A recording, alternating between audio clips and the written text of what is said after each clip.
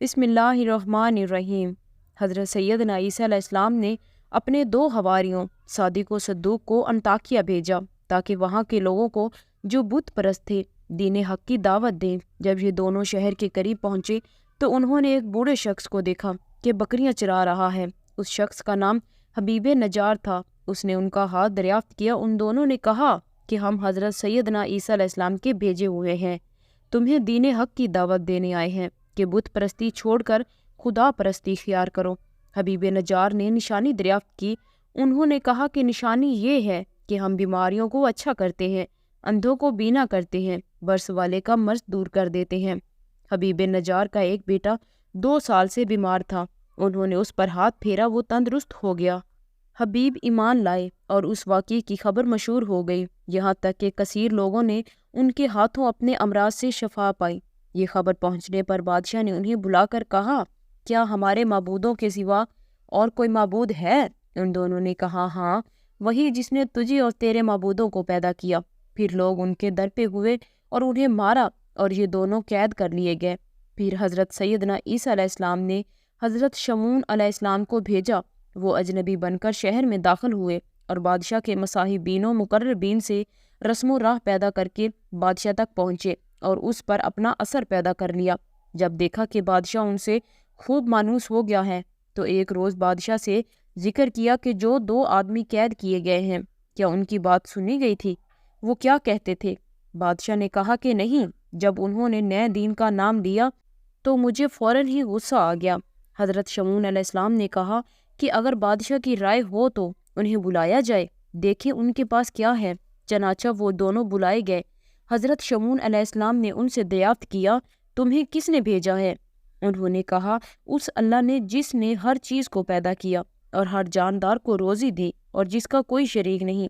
حضرت شمعون علیہ السلام نے کہا، اس کی مختصر صفت بیان کرو۔ انہوں نے کہا، وہ جو چاہتا ہے کرتا ہے، جو چاہتا ہے حکم دیتا ہے۔ حضرت شمعون علیہ السلام نے کہا، تمہاری نشانی کیا ہے؟ انہوں نے کہا، جو بادشاہ چاہے۔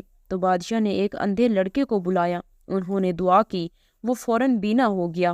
حضرت شمعون علیہ السلام نے بادشاہ سے کہا کہ اب مناسب یہ ہے کہ تو اپنے محبوبوں سے کہہ کہ وہ بھی ایسا ہی کر کے دکھائیں تاکہ تیری اور ان کی عزت ظاہر ہو۔ بادشاہ نے حضرت شمعون علیہ السلام سے کہا کہ تم سے کچھ چھپانے کی بات نہیں ہے۔ ہمارا معبود نہ دیکھے نہ سنے، نہ کچھ بگاڑ سکے نہ بنا سکے۔ پھر بادشاہ نے ان دونوں حواریوں سے کہا کہ اگر تمہارے معبود کو مردے کے زندہ کر دینے کی قدرت ہو تو ہم اس پر ایمان لے آئیں۔ انہوں نے کہا، ہمارا معبود ہر شے پر قادر ہے۔ بادشاہ نے ایک کسان کے لڑکے کو منگایا جس کو مرے ہوئے 7 دن ہو گئے تھے اور جسم خراب ہو چکا تھا، بدبو پھیل رہی تھی۔ ان کی دعا سے اللہ عز و جل نے اس کو زندہ کیا اور وہ اٹھ کھڑا ہوا اور کہنے لگا کہ میں مشرک مرا تھا، مجھ کو جہنم کی 7 وادیوں میں داخل کیا گیا۔ میں تمہیں آگاہ کرتا ہوں کہ جس دین پر تم ہو بہت نقصان دہ ہے، ایمان لاؤ۔ اور کہنے لگا کہ آسمان کے دروازے کھلے اور ایک حسین جوان مجھے نظر آیا جو ان 3 شخصوں کی سفارش کرتا ہے۔ بادشاہ نے کہا، کون 3؟ اس نے کہا، ایک شمعون اور 2 یہ قیدی۔